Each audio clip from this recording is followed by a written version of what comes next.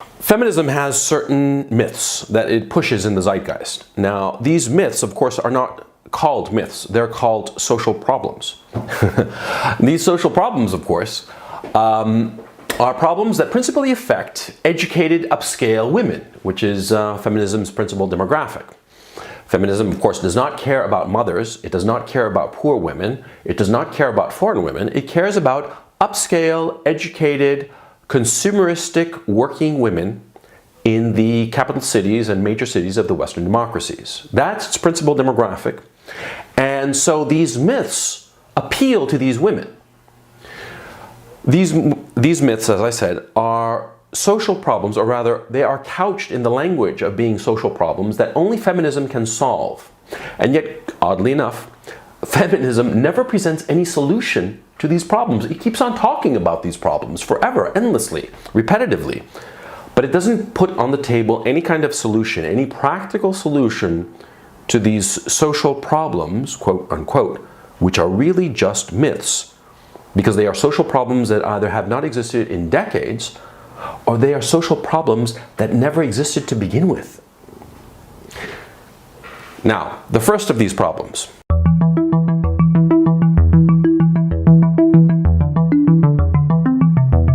The first problem with the wage gap is that there is no wage gap. And the second problem with the wage gap is there is no wage gap. Now, I'm going to talk about the United States, the laws of the United States, but similar laws are in place in Canada as well as the other Western democracies.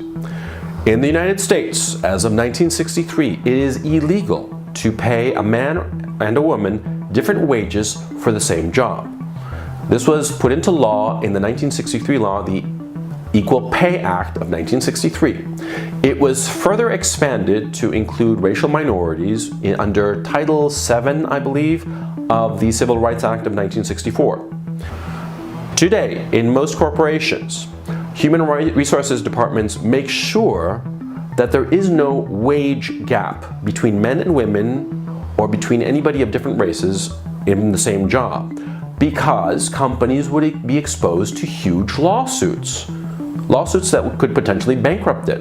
And there are a number of government entities and non-governmental organizations that make sure to police the private enterprise and make sure that no company discriminates in terms of wages between men and women.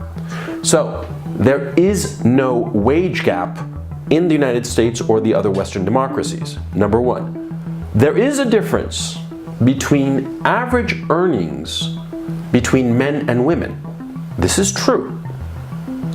But then when you start looking at it, it starts to become clear as to why.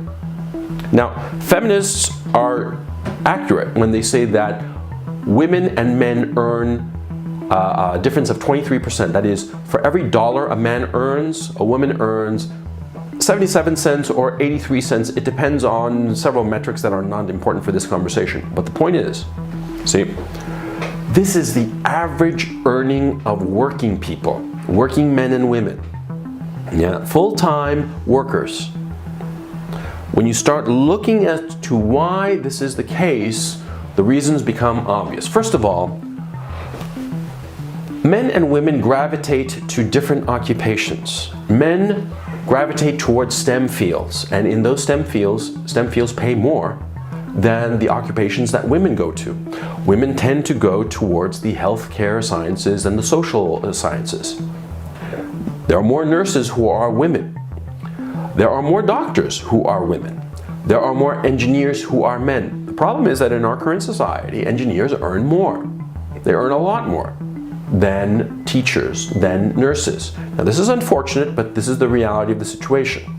Now, there's been an enormous push to have girls go into STEM fields. I mean, you see all those programs of, women in science and all the rest of it. Now, they are trying to put women into these fields, on the one hand, for feminism's sake. On the other hand, there is a genuine sense that it would be better if there was more balance between the sexes in these fields. A third principal element is that companies that employ engineers want there to be more women engineers because that would drive down the price of labor. You see? Because part of the reason that STEM fields pay so well is that there are relatively few engineers compared to teachers, say, or nurses. Since there are few engineers, companies have to pay them more. Now, if more women became engineers, the more labor in that particular market would drive down the price of that labor, and therefore companies would pay less to each engineer that they hired. So companies have an incentive to have women join the ranks of engineers in order to push down the price with with greater offer of engineers. Because there are more women in it, it would drive down the price. I mean, supply and demand, right? Women don't want to join STEM fields. They simply don't. They have the opportunity, they have the incentive, a lot of different programs that are trying to help them to join the STEM fields, but they just simply don't want to study STEM fields. They want to study other things. Now, another problem. Women and men tend to earn more or less similar amounts of money until they hit the age of 30. At age 30, women's earnings tend to go down or remain flat compared to men. The reason for this is obvious if you think about it for a minute. Women who are 30 or in their 30s decide to have children. And as they have children, they cut back on their hours. They don't work as hard. And men, paradoxically, once they become fathers, they start to work a lot harder in order to bring in the income to support the child. The woman starts fulfilling her natural biological imperative of taking care of the child to the detriment of her career, and the man starts working harder in order to bring in more resources to take care of the child. The proof of this is during their 20s, before people have children, it's not that actually men's and women's earnings are the same on average.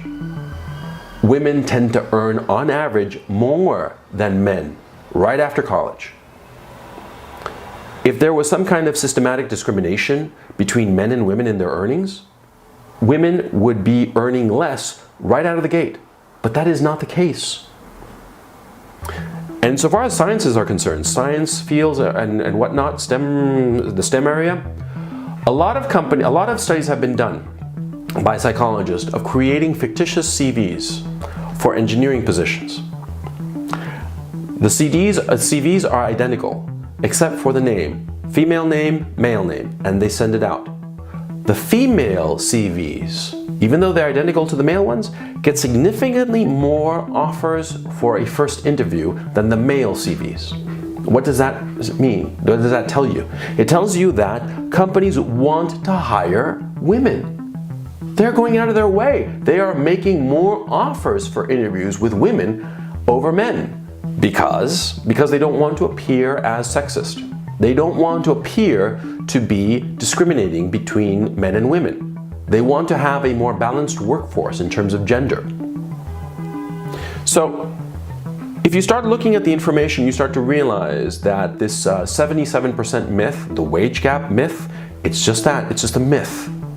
It depends on biological realities. That is, women set aside and forego their careers in order to take care of children, and men work harder in order to earn more income to take care of their child.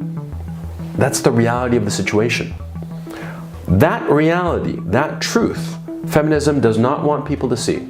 Because if it recognizes this truth, if people realize that this is the reality and that there is no wage gap, then feminism doesn't have a reason for being. And feminism needs a reason for being, because feminism needs money. It needs money for its foundations, it needs money for its institutions, it needs money for its different courses and universities and whatnot. So it has to push these myths in order to fund itself. Now, this is the first of these myths.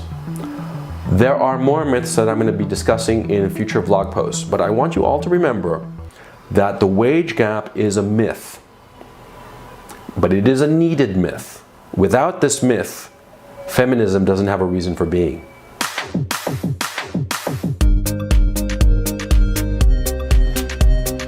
Hi, I hope you enjoyed this video, and if you did, I'd appreciate it if you hit the like button and subscribe to my channel. Thank you very much.